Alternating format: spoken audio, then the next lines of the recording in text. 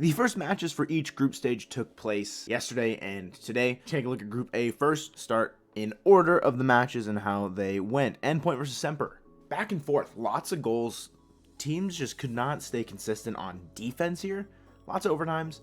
Semper clutch out 3 OT wins in a row, and you're thinking, man, Endpoint is on the ropes. There's no way they bring this back. 4-3, 4-2, back-to-back games, and you're like, wow. They might have a chance, and then you get to Champions Field, and Exotic, Chaussette, and Casio absolutely put the clamps on. Win 5-1, ramping up. Heading into the semifinals, they're 1 win away from a top 8 finish at the RLCS World Championship. Up next is BDS versus Renegades, and this series was pretty close. Scoreline doesn't really show it, but there were moments where at the end of games there just slight mishaps from Renegades that just let goals through. BDS, a lot of people are saying that they looked a little shaky, and I have to agree a little bit. Not like end of the world, they might not make playoffs, scary, like shaky, but definitely not what we saw from them during the spring split, like during the regionals.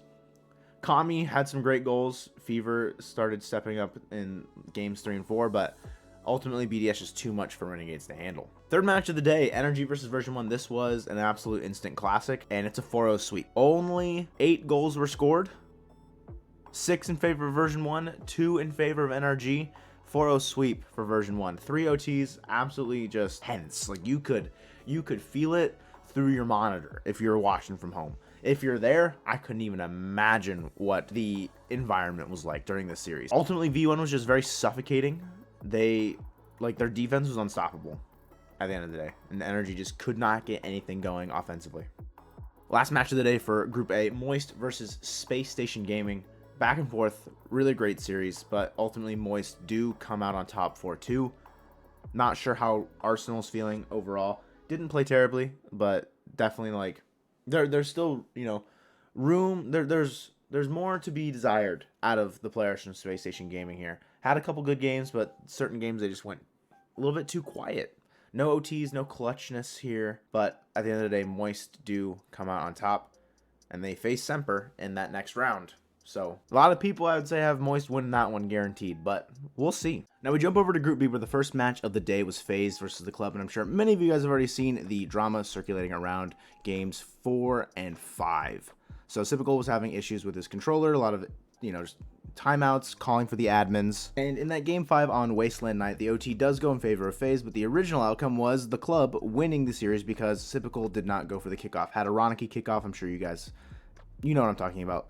That gets overturned, and FaZe wins the overtime, and eventually do win the series as well. Really trying to put the pressure on FaZe Clan when they're attacking. Here he is again. Every touch he's making is super clean. Look at the speed from Astromic, setting up KV1. Getting the split reset over the top. He gets the second touch as well. Brilliance from the Club. 2 of them involved. Second match of the day was G2 versus Optic, and this was an absolute masterclass from G2. First game, a little bit slow. Second game, they let in a couple goals, but once they turned it up in games 3 and 4, you knew it was over from the get-go. Atomic, JNAPS, and Chicago working as a full team here. Optic just kind of looked a little bit on their back foot here, a little bit outclassed, and that's just the story of that series there. Now we head over to the third match, Furia versus KCorp, and Carmine take the first game in OT, but then Furia break out the gentleman's sweep by taking 4 in a row. Honestly, Yanks didn't really do a whole lot in this series compared to what we're normally seeing. Card was the star for Furia during this matchup. It's great to see him stepping up. And when Yanks doesn't have to do as much, it allows their offense to flow a little bit better, I feel like, and gives them a lot more options on the field, because when you're double covering Yanks, that means Card's wide open to take the shot, and Furia capitalized on that a lot against KCorp. Been the rock for Furia in this game, and the ball doesn't matter! He uncovers it cleanly. Astral got another catch underneath. No shot taken away.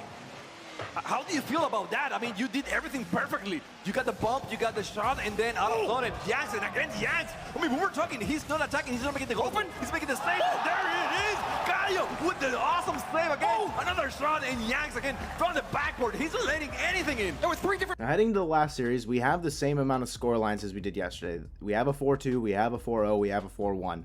That means Falcons and Dignitas, if the scriptwriters did their work, would have to go the full game 7, and it started off looking that way. Dignitas take 2 out of the first 3 games. Game 2 was a slaughter from Falcons. TRK did the aerial fake into the ground pinch like twice in a row, like on back-to-back plays, and it was like, Dignitas, what are you doing?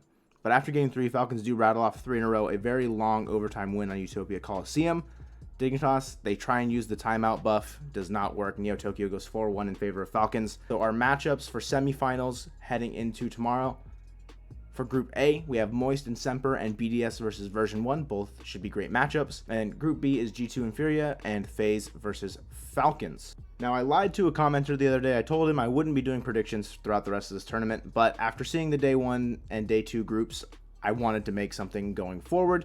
So Moist and version 1 advancing through the upper bracket here, taking down Semper and BDS. I just think they've looked better than their opponents there. And then in the lowers, I have Space Station beating Endpoint, NRG beating Renegades, and then I do have actually BDS and NRG, both full game 7s there. Group B, I have G2 taking it and Falcons taking it both in game 6 over Furia and FaZe Clan respectively. And then the lowers, I have Carmine beating Optic and Carmine beating FaZe Clan to qualify as the 3rd team there. I think Carmine looked really good against Furia, just a lot of defensive mistakes. So if they tighten up the screws there, I think they can definitely take out Optic and FaZe. And then on the other part of the lower bracket there, I have Dignitas beating the club in a full game 7 series and having to face the other same team in this tournament, Furia.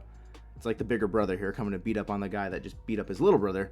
Furia will advance. And then in my playoff bracket, it goes Moist versus Furia. I have Moist, version 1 versus Carmine. I have V1, G2 versus Energy. I have G2, and Falcons beating BDS. All just insane series, insane matchups. I do think like that as a top 8 in the world are very solid picks. Semis, I have Moist going through and G2 going through, and I've kept this pretty consistent when I've talked about new predictions. I still have G2 winning it all against Moist, but those are the day 1 and day 2 of groups wrapped up and predictions going forward. Hopefully you guys enjoyed the video, and this is the last video before Worlds.